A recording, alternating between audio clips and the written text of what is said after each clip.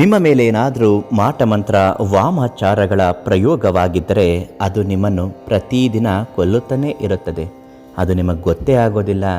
ವಿನಾಕಾರಣ ಜಗಳ ಆಡ್ತಿರ್ತೀರ, ಸಣ್ಣ ಪುಟ್ಟ ವಿಚಾರಕ್ಕೆ ಕೋಪ ಮಾಡ್ಕೋತಾ ಇರ್ತೀರ, ಸಿಡುಕ್ತಾ ಇರ್ತೀರ, ಒಬ್ರನ್ನ ಕಂಡ್ರೆ ಒಬ್ರಿಗಾಗ್ದೇ ಹೋಗೋ ಅಂಥದ್ದು, ಮಾನಸಿಕವಾಗಿ ಕೊಂದು ಬೆಂದು ಏಕಾಂತವನ್ನು ಬಯಸುವಂತಹ ಸ್ಥಿತಿಗೆ ತಲುಪಿರುತ್ತೀರಿ.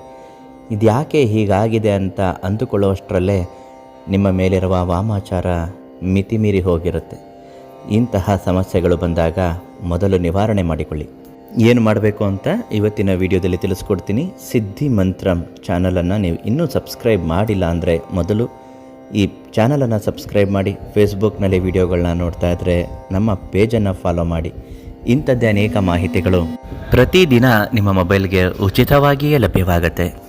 ಇನ್ನು ವಾಮಾಚಾರ ಆಗಿದ್ದರೆ ಇಂತಹ ಸೂಚನೆಗಳು ಕಂಡುಬರುತ್ತೆ ಅಂತ ನಾನು ಈಗಾಗಲೇ ನಿಮಗೆ ತಿಳಿಸಿದ್ದೇನೆ.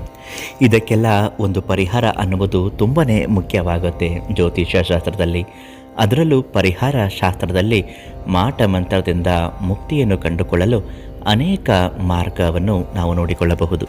ಅದರಲ್ಲಿ ಪ್ರಮುಖವಾಗಿ ತುಳಸಿ ಗಿಡವನ್ನು ಮನೆಯ ಮುಂದೆ ನೆಡುವುದು. ಯಾವುದೇ ರೀತಿಯಾದಂತಹ ಕೆಟ್ಟ ದೃಷ್ಟಿಗಳು, ನಕಾರಾತ್ಮಕ ಶಕ್ತಿಗಳು, ಮಾಟಮಂತ್ರದಂತಹ ವಾಮಾಚಾರ ಕೃತ್ರಿಮ ಪ್ರಯೋಗಗಳು ಮನೆಗೆ ತಟ್ಟದೇ ಇರುವ ಹಾಗೆ ನೋಡಿಕೊಳ್ಳುತ್ತದೆ, ಮನೆಯನ್ನು ರಕ್ಷಣೆ ಮಾಡುತ್ತದೆ.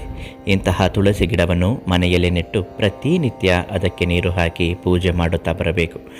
ಅಷ್ಟೈಶ್ವರ್ಯ ಸಿದ್ಧಿಯೂ ಆಗುತ್ತದೆ. ಎರಡನೆಯದು, ಮನೆಯ ಮುಖ್ಯ ದ್ವಾರದ ಮೇಲೆ ಕುದುರೆಯ ಲಾಳವನ್ನು ಕಟ್ಟಿ ಹಾಕಬೇಕು. ಕುದುರೆ ಲಾಳವನ್ನು ನೇತು ಹಾಕುವುದರಿಂದಲೂ ಮನೆಗೆ ದುಷ್ಟಶಕ್ತಿಗಳು ಪ್ರವೇಶ ಮಾಡುವುದಿಲ್ಲ. ವಾಮಾಚಾರ ಯಾರೇ ಮಾಡಿದ್ದರೂ ಅವರಿಗೆ ಅದು ಹಿಂತಿರುಗಿ ಒಡೆದು ಬಿಡುತ್ತೆ. ಈ ಕುದುರೆ ಲಾಳ ಎಲ್ಲಿ ಸಿಗುತ್ತೆ ಗುರುಗಳೇ? ಖಂಡಿತವಾಗಿಯೂ ನೀವು ಶ್ರೀ ಮಂಜುನಾಥ ಗುರುಗಳಿಗೆ ಒಂದು ಫೋನ್ ಮಾಡಿದ್ರೆ ಅವರೇ ನಿಮಗೆ ತಲುಪಿಸಿಕೊಡುತ್ತಾರೆ. ಇನ್ನು ಮೂರನೆಯ ವಿಚಾರಕ್ಕೆ ಬರುವುದಾದರೆ, ಯಾವಾಗಲೂ ನೀವು ಸಕಾರಾತ್ಮಕ ಯೋಚನೆಗಳನ್ನು ಮಾಡುವುದು. ಹೌದು, ಮನಸ್ಸನ್ನು ದೃಢ ಸಂಕಲ್ಪದಿಂದ ಗಟ್ಟಿಯಾಗಿ ಇಟ್ಟುಕೊಳ್ಳುವುದು. ಪ್ರತಿದಿನ ಮುಂಜಾನೆ ಎದ್ದು ಸ್ನಾನಾದಿಗಳನ್ನು ಮಾಡಿ ದೇವರಿಗೆ ಪೂಜೆ ಮಾಡುವುದರಿಂದ ನಿಮ್ಮ ಯಾವುದೇ ತೊಂದರೆಗಳು ಸುಳಿಯುವುದಿಲ್ಲ. ಇನ್ನೇನಾದರೂ ಸಮಸ್ಯೆಗೆ ಪರಿಹಾರ ಆಗಬೇಕು ಅಂದರೆ ಶ್ರೀ ಮಂಜುನಾಥ ಗುರುಗಳಿಗೆ ಕರೆ ಮಾಡಿ.